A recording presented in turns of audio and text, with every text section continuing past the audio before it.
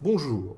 Rendre compte en quelques instants du CES 2018 est un travail difficile, mais il faut bien comprendre que cet événement d'ampleur mondiale, désormais, qui accueille pratiquement 200 000 personnes par an, représente le symbole de l'avancement de notre société numérique.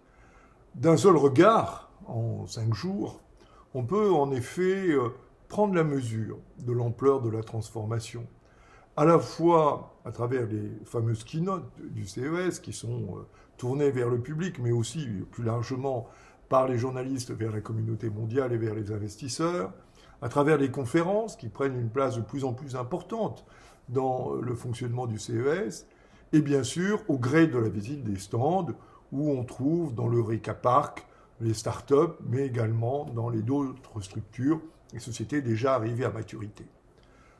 Que voit-on au CES? On voit beaucoup de produits nouveaux et des produits qui, évidemment, s'inscrivent dans la transformation durable de l'électronique grand public et de la manière dont on va s'emparer de ces outils pour faire évoluer nos pratiques sociales. On voit une pondération géopolitique entre les grands ensembles économiques qui aujourd'hui se font une compétition féroce, avec une Chine émergente qui d'année en année prend de plus en plus de place, à la fois par la surface qu'elle occupe, mais par la diversité des entreprises et surtout par la proposition de valeur que ces entreprises apportent au marché mondial. On voit une Europe, hélas, effacée, avec certes quelques entreprises symboliques comme Bosch ou Dassault Systèmes ou Schneider Electric ou la Poste française qui fait chaque année depuis 3 ans une apparition tout à fait remarquée. On entend beaucoup les acteurs de la société numérique définir leur vision de la société et s'inscrire dans une dimension de long terme qui de plus en plus fait une place à l'humain.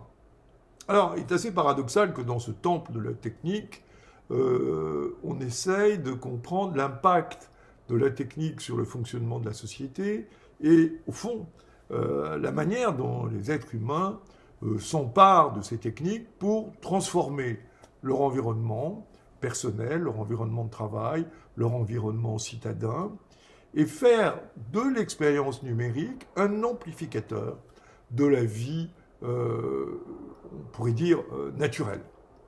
Cette transformation, elle agit sur 3 vecteurs profonds. Le premier vecteur, c'est effectivement la représentation des connaissances et la circulation de l'information. C'est de toute évidence ce qui a bouleversé et va continuer à bouleverser notre économie et nos pratiques sociales.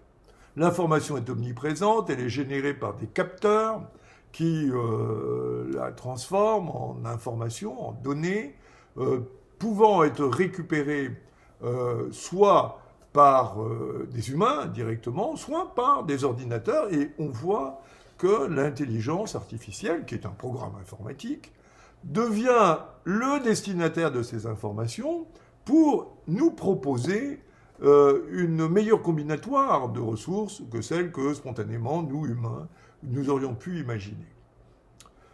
Cette transformation numérique, est-ce qu'elle doit nous inquiéter ou est-ce qu'elle doit nous ravir? La vérité est de toute évidence entre les deux. Bien sûr, la certitude d'avoir des outils de communication tellement puissants que rien de ce que nous faisons, et probablement de ce que nous pensons, n'échappera à ces outils, peut nous faire imaginer un monde totalement contrôlé par quelques acteurs centraux.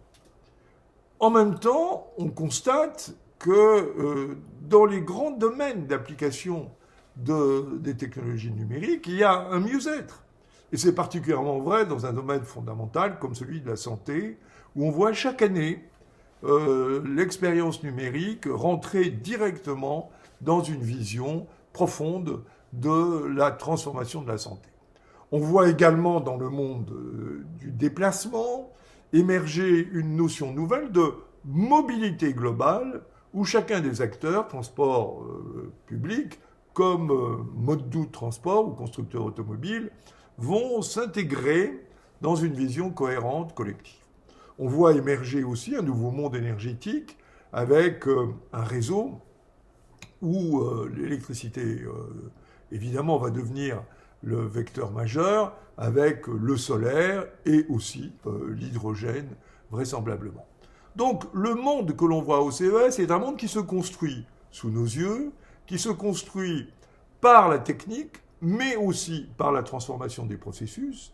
Et ce qu'on observe dans le manufacturing 4.0, par exemple, est totalement enthousiasmant, puisqu'on est en train de concevoir des ensembles intégrés qui, de l'idée de conception d'un produit jusqu'à la destruction ultime du produit par le recyclage, va suivre un chemin complètement cohérent et numérisé.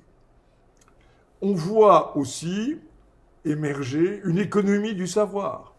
Une économie du savoir qui n'a pas de limite et qui va donner à chacun d'entre nous la possibilité de développer de nouvelles aptitudes, de nouvelles connaissances, alimentées par le flux des données et qui vont trouver moyen de s'exprimer dans une multitude d'activités nouvelles que nous sommes en train d'imaginer pour le futur. Donc ce monde-là est un monde en équilibre instable, un monde où effectivement la valeur ajoutée des techniques est tout à fait considérable, mais un monde où les risques de contrôle ne sont pas du tout négligeables. Ils sont assumés dans des pays comme la Chine ou les États-Unis. Ils sont contrôlés en Europe, qui est très attachée à cette notion de maîtrise des libertés individuelles à travers le respect de l'individualité dans son expression numérique. Mais bien entendu, rien n'est gagné, rien n'est acquis. Ce sera l'objet d'arbitrage et peut-être aussi de combats politiques d'un type nouveau.